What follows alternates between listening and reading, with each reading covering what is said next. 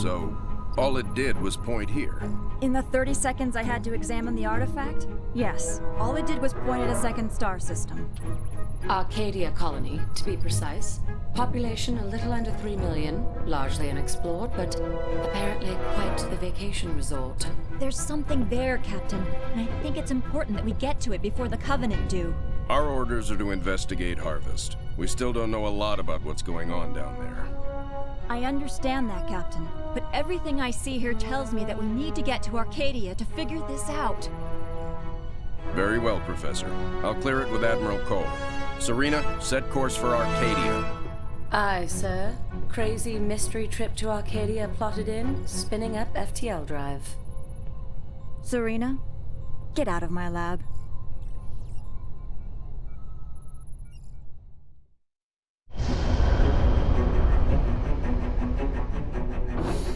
Serena, situation update, please. 2 Covenant vessels came out of slip space near Arcadia. The Belfast, Pillar of Autumn, Texas, and Armstrong engaged immediately and caught one with its shields down. We lost the Texas and Belfast. The Armstrong is venting atmosphere and Autumn is badly damaged. The second vessel is engaged in surface activity. What kind of surface activity? Unknown. Wait, I'm getting a signal. Audio only. We're being overrun. Alien forces are inside the city limits and approaching the spaceport. We're still evacuating civilians. We need help. Getting visuals now, Captain.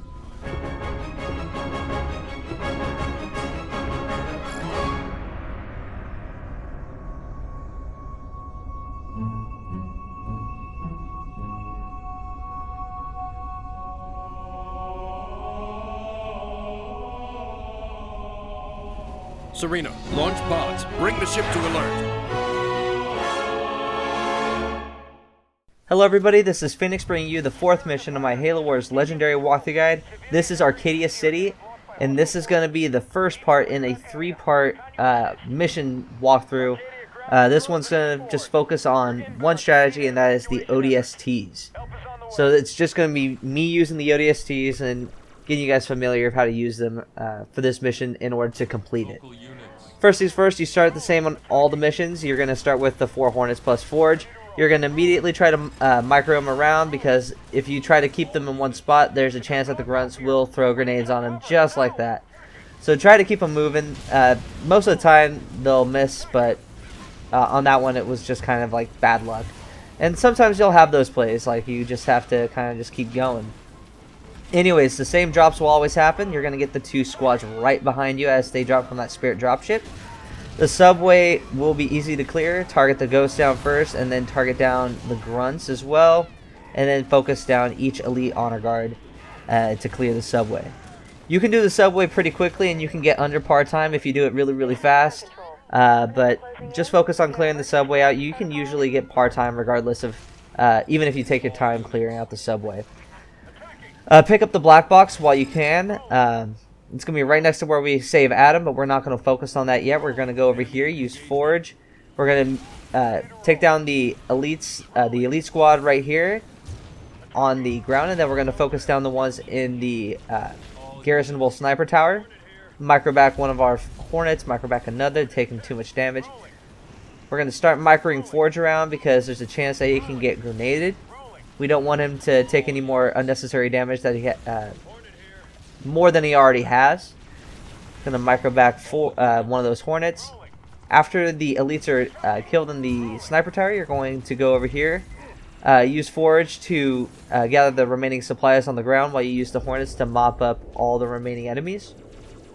After all those supplies are or are gathered, I'm sorry, you're going to immediately you're going to just keep going on the attack. Target down the grunts with your Hornets. Just start moving up a little bit. That way they're not taking unnecessary damage from like 3 different sources. If they're taking a lot of damage, you're going to want to start microing them to Forge. If you're slow, the Honor Guard will actually reach Forge. So you're wanting to try to get there as fast as possible. Use your Hornets to target down the Wraith. In this area, you definitely want to focus the Wraith down. The Elite Honor Guard, even though it will hurt Forge, will not kill him as fast as like a Wraith would. target down the elites in this sniper tower. The goal is to complete all this before Cargo 3 explodes. So use Forge for a little bit to clear out the elites, and then you're going to send the Hornets to go take out these grunt squads that are attacking Cargo Ship 3. Use Forge in the meantime to go gather the supplies right next to it, because we just want to gather all the supplies. The beginning of this is really just gathering supplies, and then later on we are going to focus on base building and really just concentrate on saving each cargo ship. Anyways, there are a couple Banshees, as you saw, that come in. It's roughly around 18 minutes and like 10 seconds left into the launch sequence. You just kind of want to be careful of that. Just always keep an eye on your timers.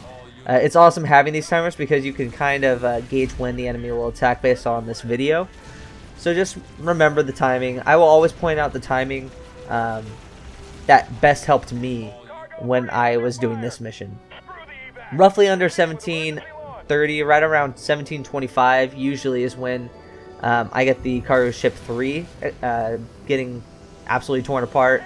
It'll get destroyed regardless of whatever you do. So even if you saved it like I did, it's still gonna get. You're only gonna have 2 to worry about. So don't really worry about whatever happens to cargo ship 3 will happen to cargo ship 3. Anyways, as soon as you get pretty much as soon as you clear out the elites in that sniper tower, you're going to start to come over to your base that's going to be on the very western part of the map. You can use the heal and repair if you really need to. If you don't need to, don't worry about it.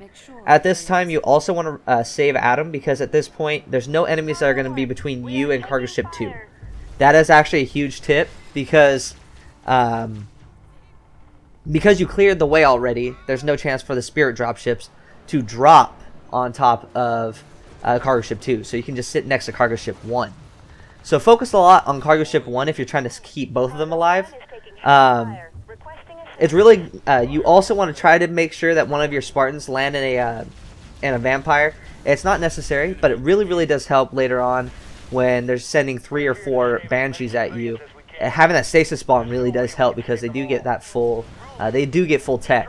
So it's really important to try to get that. But again, it is not necessary. It is completely possible to save both cargo ships without a vampire. Starting to just go around making sure our base is getting built. Start clearing a path to... So you want to cut a path right to cargo ship 1, because that's the one that's getting attacked. That's going to be the first one that gets attacked. And this is also the area that you're going to want to make sure that all your Spartans are up. If you really need to, drop a heal and repair. It is much more important for you to keep a cargo ship alive than build your base. That is that's a huge tip for this mission. Keep your cargo ships alive if you're going for both of them, no matter what. Drop 350 supply. I promise you, there are plenty of supplies on the map for you to gather that can make up for any income you are losing from not building a supply pad. Always always use heal and repair on your cargo ships.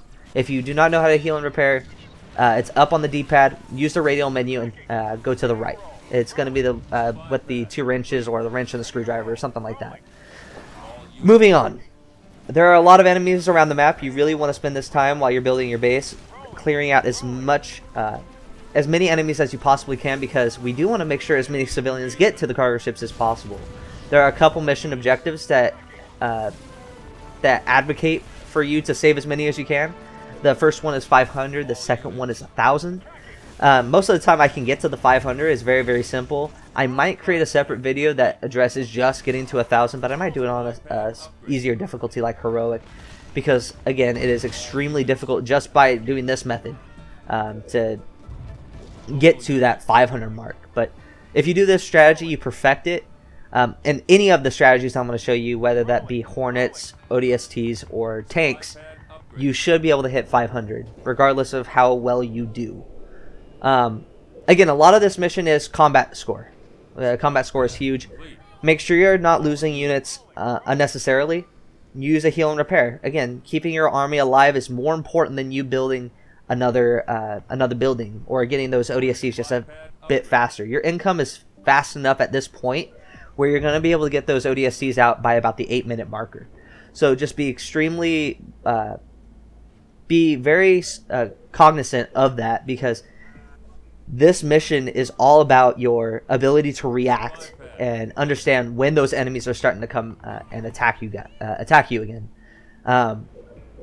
That's the biggest tip I can help you with this mission. Again, the timer is really, really helpful because the enemies do launch. The enemy does launch attacks based on the timer you see here.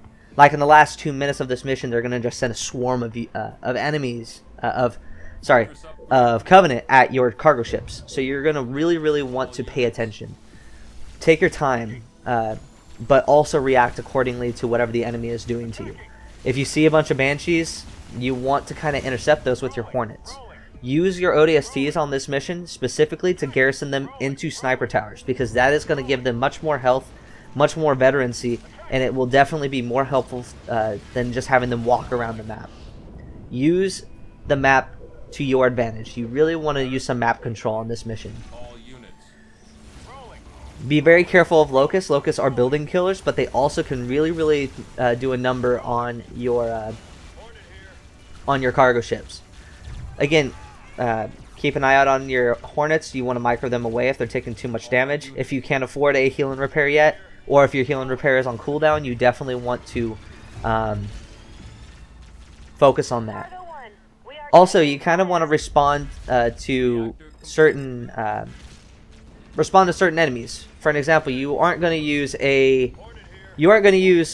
your Hornets to take down a vampire, but you won't use 4s to take down hunters. Remember that. That's just simple strategy. You don't want to use things that are going to be taking a lot of damage to the counter of that.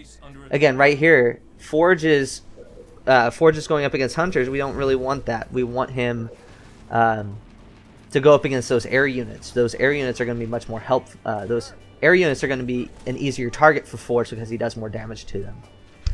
Our base is under attack, but don't worry about it. Just use your Marines at this point in time to go and put them around the sniper towers or garrisonable buildings around the map. So just make sure you're starting to get that map control. New Blood is an excellent technology to research. That way you can get an extra Marine that increases your combat efficiency. Looking around the map, everything's looking good. We have a lot of hunters in the area, so we're going to want to use the hard counter to them, which is going to be the Hornets or any air unit. That way they can't shoot at you. You want to be always remembering, like, okay, what unit goes against this unit? Is there a unit that goes better? What can I do to make this mission easier for me? And you kind of want to remember, they're going to send the same things after you, so you're going to want to use things that help you. And again, I'm showing you all the different strategies. So there are ways to do this. You can combine these strategies and go for even better combat scores. I'm just showing you the way that you can do this any which way and still get that silver or gold medal. It's just a little bit more difficult if you... again, it's just about paying attention and getting those objectives done. So when we get to a point where we're starting to garrison all of our stuff, we're going to start getting the RPG abilities. We're going to start getting these guys to their right, to their where they're supposed to be. So we have Marines right now. We're going to get them to ODSTs in the not too distant future. But right now we just want to make sure that our Marines have the map presence. We want them in those sniper towers, and we want them to help out these cargo ships as much as possible. And again, it is not the end of the world if you can't save both of them. You just need to save one. Don't worry. Don't overstress yourself because you really want to save 2. It's just better for you if you can to save 1. If it makes it easier for you, concentrate on 1. Because what's going to happen is there's going to be all these civilians are going to hit that one cargo ship, and you're going to have much more of a much higher chance of succeeding if you just focus on 1. But if you can save 2, try to save 2. Just looking around for those other garrisonable covers that we can go into. We're going to go into that sniper tower with our Marines, keeping an eye out. We can get this medic tech right now. That's going to be very helpful. We get that extra piece of tech. Want to make sure that this Spartan can get some help. Again, just want to use Forge here, even though that Vampire is going to go down and the Spartan's not going to be able to get back into one. But again, we saved the cargo ship. That's really the goal. Just going to take a peek around here. Both Vampires are down. We do have some anti-infantry. You're going to want to probably use Forge. Well, actually not Forge because he has low health, but if you have a pretty healthy Forge, go around and help clear out those enemies. Alright, going to use these Hornets, making sure that they're at least have decent health for right now to fight off these enemies. Alright, so these Hornets should be enough to take down that Wraith. Looking around here, those Marines look fine. Trying to save up a little bit for the ODST ability. Not ability, but the ODST unit.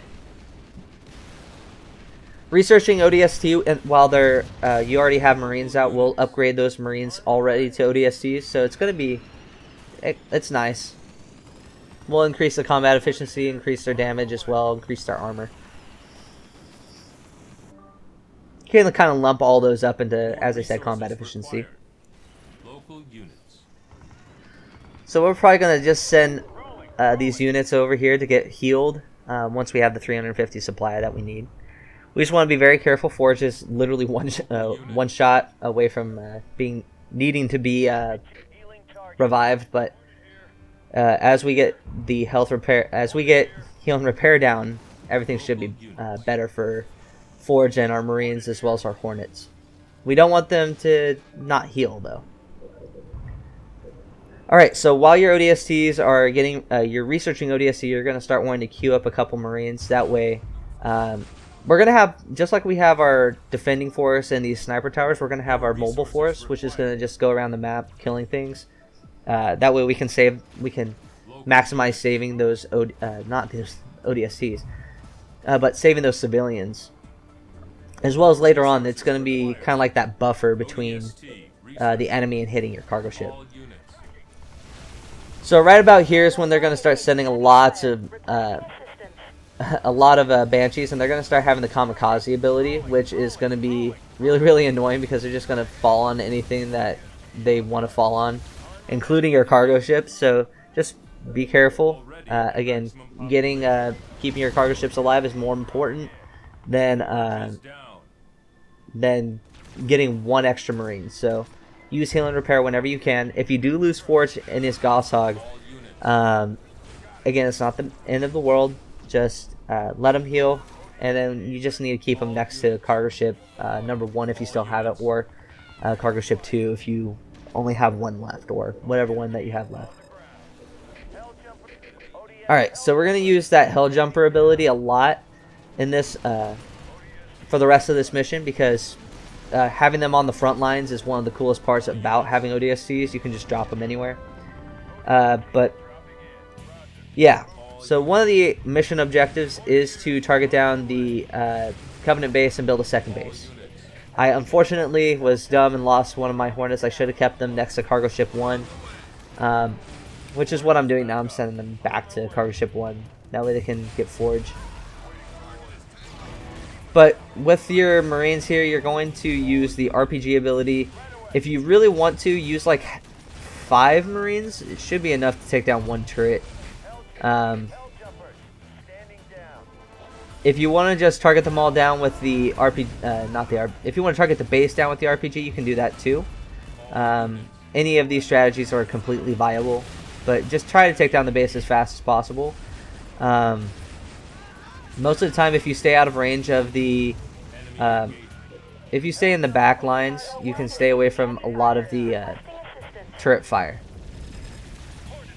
Alright, so it looks like we're lucky and those Banshees aggroed on our Marines.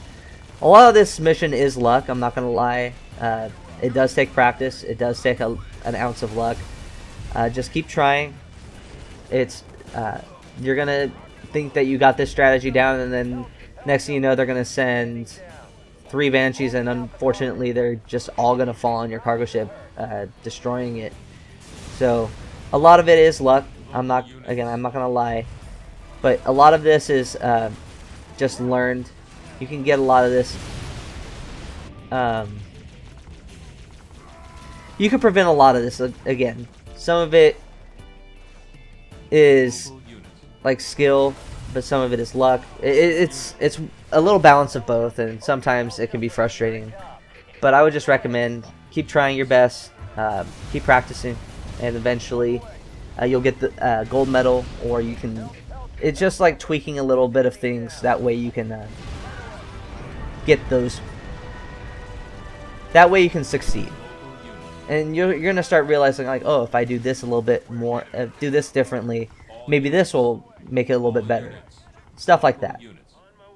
Anyways, we did destroy the base. I don't think I actually established a base in the ODST video, unfortunately, because the unfortunate part about the ODST strategy is they are a little slow. Again, they are fragile units. They do, and the enemy do have a ton of jackals around the map. They really do not like your Marines. But again, it's not the end of the world. Again, it's a lot of practice. You're gonna get missions like this where just when you think you got it figured out, they're just gonna keep sending BS at you. Like again, 2 locusts at my base, and it kind of sucks. You just kind of have to take the L's when you see them.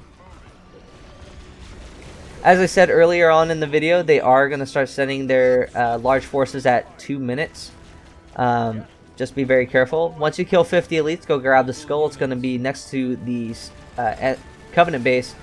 I guess the far right side, but it's fine.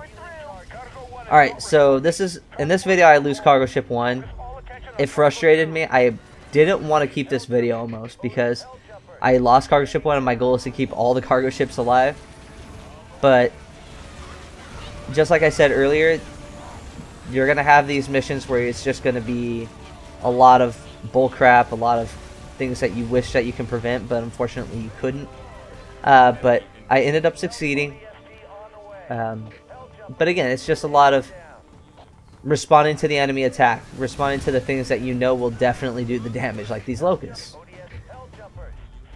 And naturally, since you're using ODSTs, your combat score is going to be lower because you're going to lose a lot more, which is fine. Don't worry about it. In the final minute of this mission, there is one other thing, and it's the mega turret. Usually, and I'm going to say usually, they don't target the cargo ships. Most of the time they target your unit producing structure or the closest thing that does the most damage. So it's going to usually be your reactors, because they produce the tech that you need to use certain units, and that's going to be extremely crucial for when we start using tanks and hornets.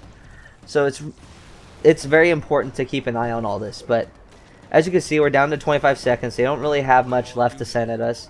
Once you repel that initial attack, it's a lot easier. But as you can see here, we're mopping everything up, making sure all these ODSTs are kind of just chilling around.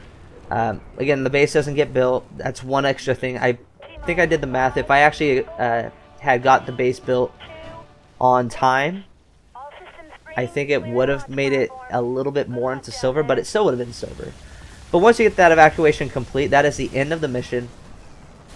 And we get a little cutscene at the end. I do want to go over the medal that I got.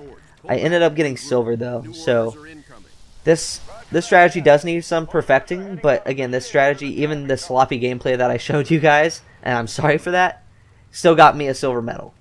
So anybody can do this strategy. I hope this video was helpful. If you guys did enjoy it, please like, subscribe, comment, and share, and I'll see you guys next time for Arcadia Outskirts. Thank you guys for watching.